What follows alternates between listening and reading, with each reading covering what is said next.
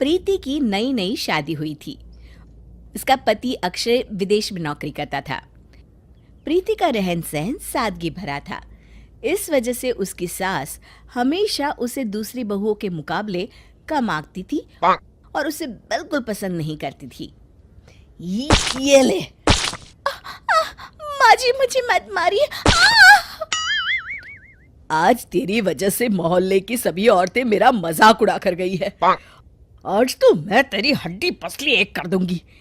एक काम ठीक से नहीं होता तुझसे नाश पिटी। अरे तुझे तो कपड़े पहनने का भी सहूर नहीं है। पता नहीं किस जंगल से उठ कर आई है। अब इसमें मेरी क्या गलती है माँ जी? मैं तो हमेशा से इसी तरह से रहती आई हूँ। अरे मोहल्ले की जरा दूसरी औरतों की बहुओं को देख, कितने सलीके से रहती है, और एक तू है करम जली। ये ले, ये ले। आप जैसा कहेंगी मैं वैसा करूंगी।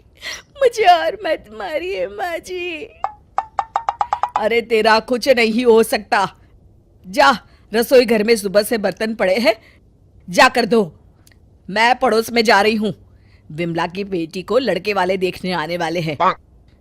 इस तरह अपनी बहू को डांट टपट के मिथिला वहां से चली जाती है। दूसरी तरफ जब भी अक्षय फोन पर प्रीति का हालचाल पूछता, प्रीति हमेशा अपनी पति से झूठ बोलकर अपनी सास के करतूतों पर पर्दा डाल देती थी। इस तरह कुछ दिन बीत जाते हैं। फिर एक दिन, अरे ओ निकम्मी, जरा यहाँ। प्रीति जैसे ही रसोई घर में आती है, मिथिला जोर से उसके बाल पकड़कर खींचती है।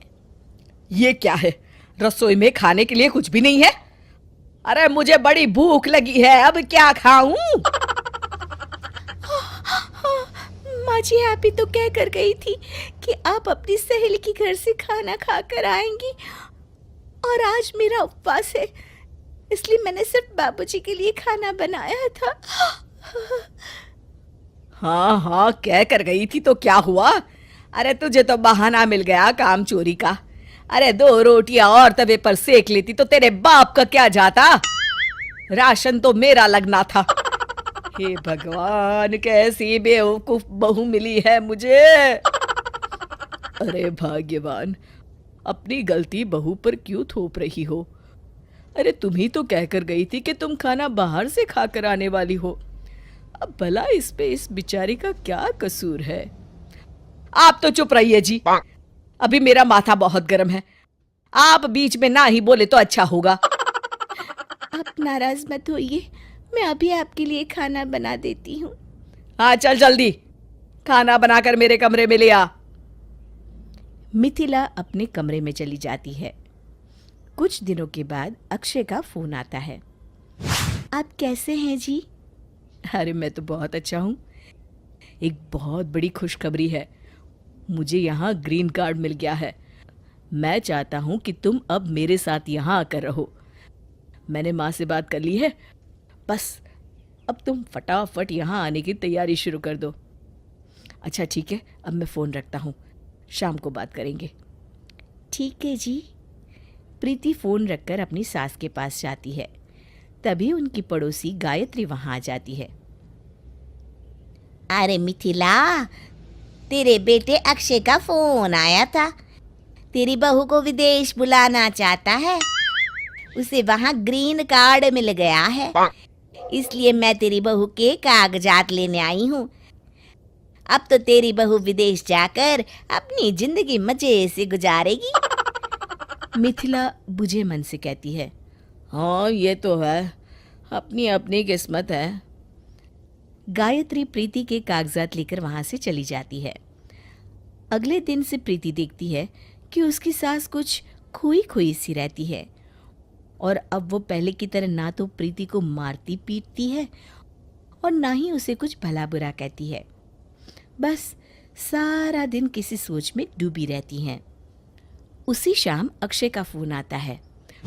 प्रीति, तुमने आने की सारी तैयारी कर ली है ना?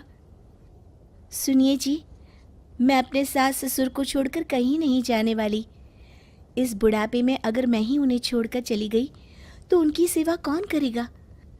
आखिर मैं उनकी इकलौती बहू हूँ और फिर ऐसे भी वो कमाई किस काम की जो हमें अपनों से ही दूर कर दे। आप यहाँ थोड़े पैसे कम कमाते थे, पर अपने परिवार के साथ 2 वक्त की रोटी तो सुकून से खाते थे ना जी। तुम सही कहती हो प्रीति। जब से मैं यहाँ आया हूँ मेरा मन ही नहीं लगता। हर वक्त सिर्फ घर की याद आती रहती है। अब चाहे कुछ भी हो जाए, मैं तुम लोगों के साथ ही रहूँगा। ज़्यादा से ज़्यादा क्या होगा, कम आऊँगा लेकिन सुखी तो रहूँगा। ये हुई ना बात जी। चलिए, माँ को खाना देने का वक्त हो गया है, अभी मैं फ़ोन रखती हूँ। प्रीति अपनी सास के लिए खाना लेकर जाती है। चलिए माँ जी, खाना खा लीजिए। अरे बहू, तू जाकर खा ले, मेरी इच्छा नहीं है। और बता, तेरी सब तैयारियां हो चुकी है जाने की? अरे माँ जी, आपको छोड़कर मैं कहीं नहीं जाने वाली, वरना आपकी डांटे कौन सुनेगा और आपकी हाथ की मार कौन खाएगा। मिथिला खुश होकर कहती है, क्या कह रही है बहू? तू सच में नहीं जाने वाली? हाँ माँ जी, मैं कहीं नहीं जा रही। और सबसे बड़ी खुशखबरी ये है कि अक्षय भी हमेशा के लिए वापस आ रहे हैं। चलिए, अब आप खाना खा लीजिए। अरे आज तो मैं 2 रोटी ज्यादा खाऊंगी। मान गई तुझे, आखिर बहू हो तो ऐसी। शिक्षा अपने माता पिता के साथ रहने का सुख ही दुनिया की सबसे बड़ी दौलत है।